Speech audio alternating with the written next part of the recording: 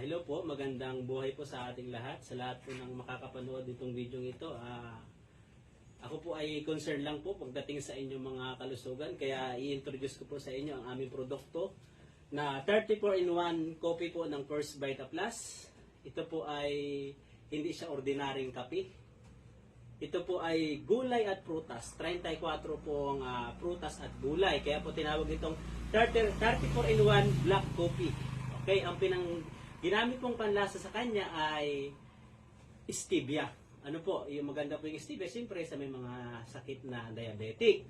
Ano po, at ang maganda po niyan, ito po yung kape na aalagaan ng iyong kalusugan. Ano po, ito po yung habang nagkakape ka, ay ikaw ay pumuputi.